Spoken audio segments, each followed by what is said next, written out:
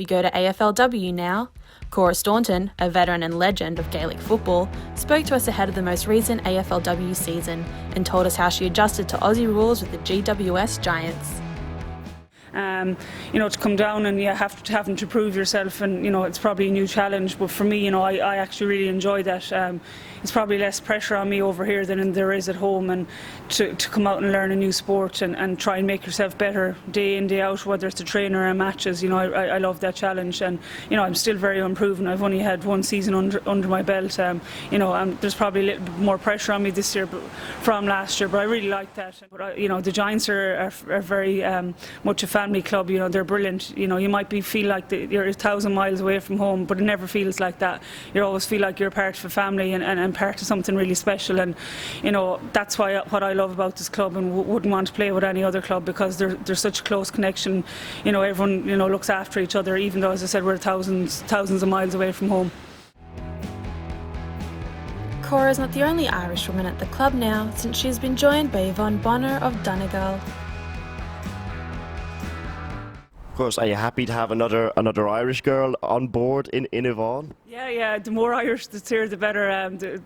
Most Irish in the camp seem to take a lot of flack and take a lot of the slag, and so I've been taking that for the last 12 months.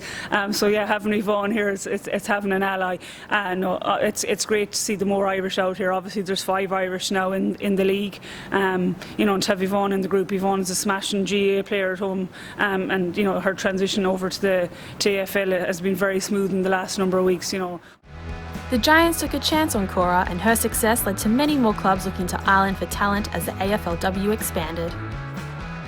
Yeah, I suppose, people, talk about, it being me, that, there's more Irish coming out, and, I'd say next year it'll probably maybe double or treble with 4 new teams that come into the competition. In part it's to me, but in bigger part is to the Giants. And even bigger part is probably to Al. Al took the risk last year of bringing me out to play the game. Very unknown.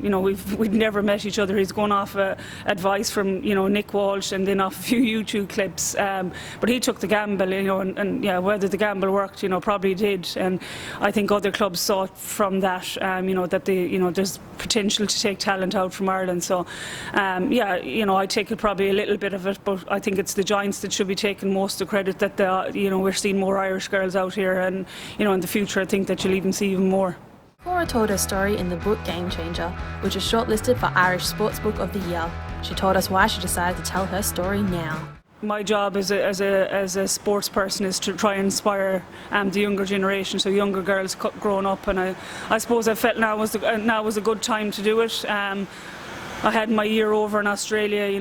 My journey in sports is probably closer coming to an end, in the next couple of years. So I thought it was a good time to write it, and it's to inspire the younger generation, whether it's in Ireland or in Australia. It's more so going to be in Ireland, but and I've done that over the last. Of course, there's a lot of stuff in the book. I know that it's read it that I probably never spoke about. I speak about my mother passing away when I was 16, and how I dealt with that at the time, and looking back, as a mature adult, that I probably never dealt with it, and that's when the book was written, and that's 20 years after my mother died, and it was probably the first time that I've fully openly talked about it. So things like that are hard to look back on, but at the same time, I've a lot of young nieces and nephews growing up, that have started to read the book, and I suppose they've learned a lot about their granny, as we call her at home, and learned a lot about that. So if I'm helping them or helping young people, because there's a lot of young girls and boys that'll grow up and they'll lose a parent, and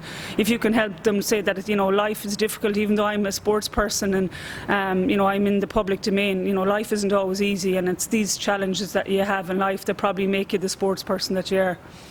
Cora won numerous All-Irelands and All-Stars with Mayo, but her inter-county career ended acrimoniously when she walked away, joined by many colleagues who were also not happy with the treatment by coaching staff. I mean, after having such a great career with Mayo, is it a shame for you? Do you feel sad that it ends like that? Yeah, to a point. Obviously, as a sports person, you want your career. My GA career, thankfully, my AFL career is still going. But you want your GA, your inter-county career, to be a fairy tale ending. Everyone does. I'm still playing club football. When I go back to Mayo, I'll still play with my club Carnacon, and I'll try and play right through to them until my body doesn't let me play anymore. As I said, as a sports person, you never get the ending sometimes that you want. I've been extremely, extremely lucky. I've played inter-county senior football for 24 years since I was 13. I've won, everything I can that there's to be won in the game. I've been very, very lucky with injuries. There's many people that their career can end at 21, 22. I've been lucky that my body's let me keep playing, and I've won everything in the game. And I've met, the game has given me so much. Whether it's this Australian journey, it's given me my friends, it's given me huge opportunities in life. So yeah, it's obviously a little bit sad, but if you look at the bigger picture and other sports people, the way that their careers might end and never get the opportunities that I've got, you have to look at the bigger picture. I had 24 brilliant years at Mayo, won All-Irelands, got to climb the Hogan stand and lift the cup, and I've done that numerous times with my club as well. So yeah, while Mayo is finished now, Carnacon has always been there. The Giants is here, and that's my main focus. I never look back, you look forward, and I'm looking forward to the challenge of the AFLW season 3, and going back and playing with Carnacon when I get home.